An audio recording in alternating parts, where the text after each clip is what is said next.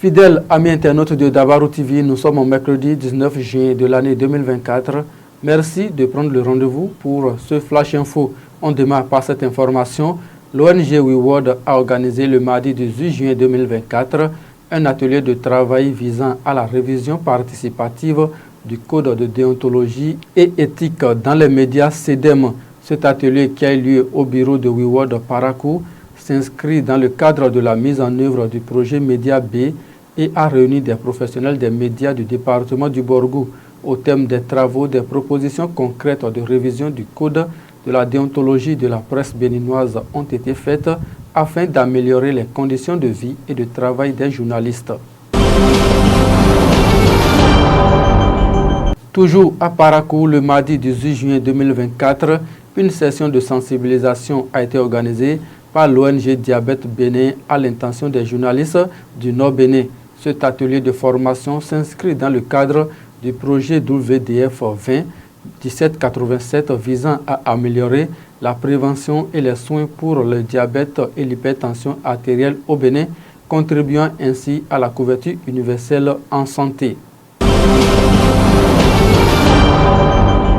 L'association Al-Islah pour les œuvres humanitaires a semé la joie dans le cœur des fidèles musulmans les plus démunis de la ville de Parakou et ses environs le mardi 18 juin 2024. Cette action s'inscrit dans le cadre de la célébration de la fête de l'Aïd el-Adha, encore appelée fête de Tabaski. Ainsi, plus de 500 fidèles musulmans ont bénéficié de morceaux de viande de bœuf. Cet acte de bienfaisance a été possible grâce à l'association Emirates Red Crescent des Émirats Arabes Unis. Carnet noir dans ce Flash Info, après son rappel à Dieu le 16 juin 2024, la défunte mère de Barnabas Oroukouman, président directeur général du groupe de presse Dabarou, a été conduite dans sa dernière demeure cette semaine.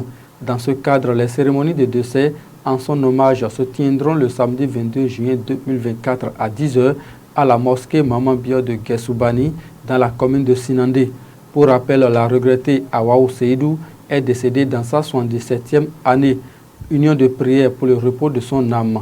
Tout le personnel du groupe de presse Dabarou passe par ma voix pour présenter ses condoléances les plus attristées au promoteur Barnabas Oroukouman. Direction Cotonou dans ce Flash Info, le partenariat entre le Handball Club de Nantes et la Fédération béninoise de handball est au beau fixe. Un protocole d'accord de coopération entre les deux parties a été signé le jeudi 13 juin 2024 au cabinet du ministre des Sports. Ce protocole d'accord qui prend effet le 1er juillet pour prendre fin le 30 juin 2028 va durer 4 saisons. Ainsi, l'une des clauses de ce protocole est la création très prochaine à Cotonou d'une académie qui sera copilotée par la HBC Nantes et la FBHB dirigée par le président Sidiko Karimou. Il s'agit là de la matérialisation de leur volonté commune de favoriser le développement du handball au Bénin et accroître les échanges sportifs socio-culturels. Toujours à Cotonou, la redynamisation ainsi que la modernisation du système sanitaire béninois se poursuivent.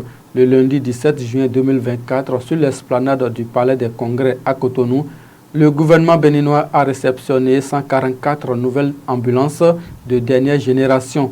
C'était en présence du ministre de la Santé Benjamin Humpati, de son collègue des Affaires sociales Véronique Toyin-Fodé, du président de l'Association nationale des communes du Bénin, Luc Setonji Atropo et plusieurs autres cadres.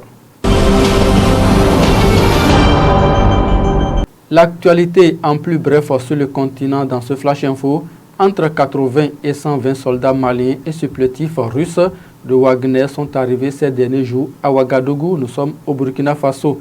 La situation est confuse dans ce pays depuis l'attaque de Mansilla mardi 11 juin dernier, si bien que le Conseil des ministres prévu ce mercredi 19 juin dans la matinée n'a pas eu lieu. Selon Radio France Internationale, le président de la transition, le capitaine Ibrahim Traoré, serait caché.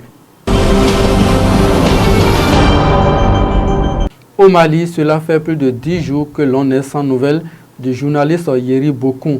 Promoteur de la Web TV YBC, il a été enlevé le 8 juin dernier par des hommes en civil après avoir couvert la veille une manifestation d'opposants aux autorités de transition.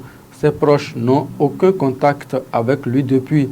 L'Union des journalistes de la presse libre africaine demande sa libération. Et c'est sur cette information du Mali que nous mettons un terme à ce Flash Info. Merci de nous avoir suivis, Suzanne Yarou et toute l'équipe de Sefoman Dabarou et les stagiaires. Merci à vous. Très bonne journée à chacun et à tous.